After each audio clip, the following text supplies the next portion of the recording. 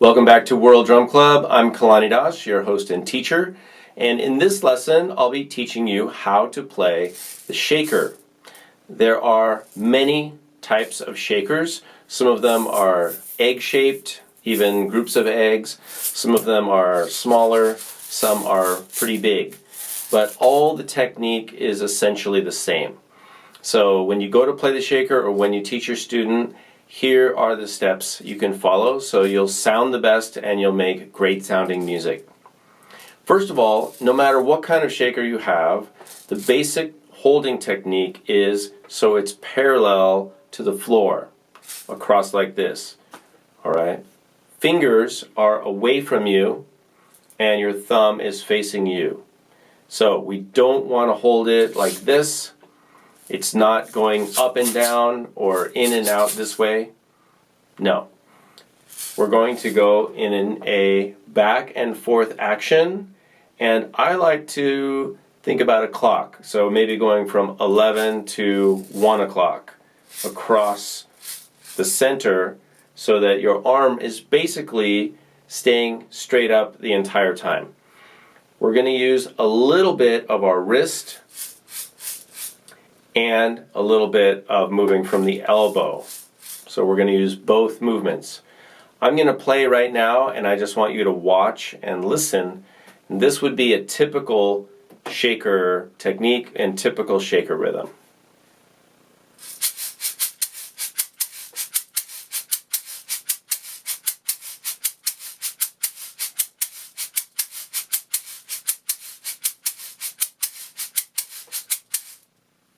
So as you notice, there are two volumes of sounds. There's some accented notes and there's some non-accented notes. So I'm going to show you how to play both of those and then we're going to put them together.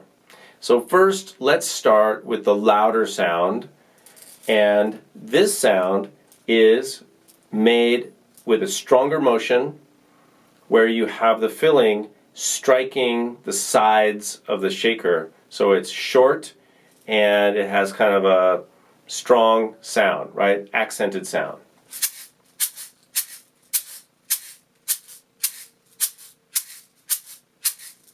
And for this, I'm using a little more of my wrist.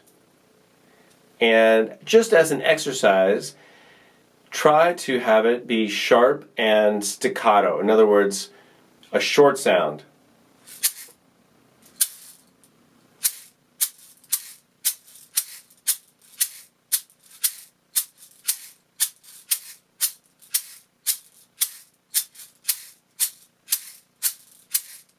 So we're going to call this our louder sound.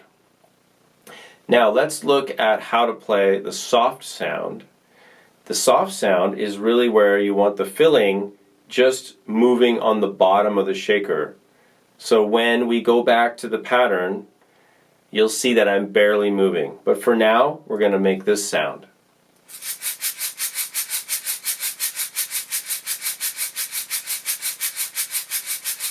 So for this one, I'm using mostly just from my elbow and not a lot of wrist.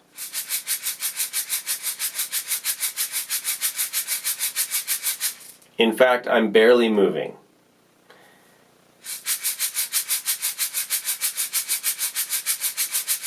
So as an intermediate step, you can practice both of those separately. Then you can start to put one accent.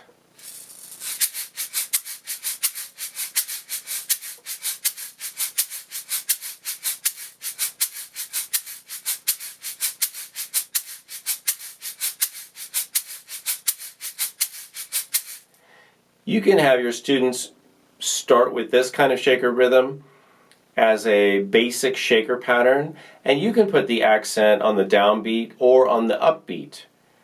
So we can play E, R, San, Su.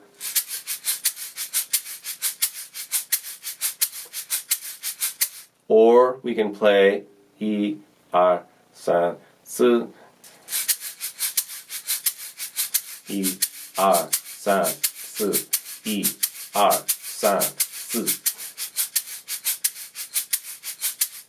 So already you can play something that sounds musical on the shaker, so it's not just shaking the shaker randomly with the music. And when we start to play the instruments with some technique, we don't need a lot of technique, but we just need some technique. All of a sudden, the music comes alive, and it sounds great, and it sounds like something that wants to make you dance and move, and it sounds musical. All right, so once we've got that, let's call that level 1, the first step, just putting the accent.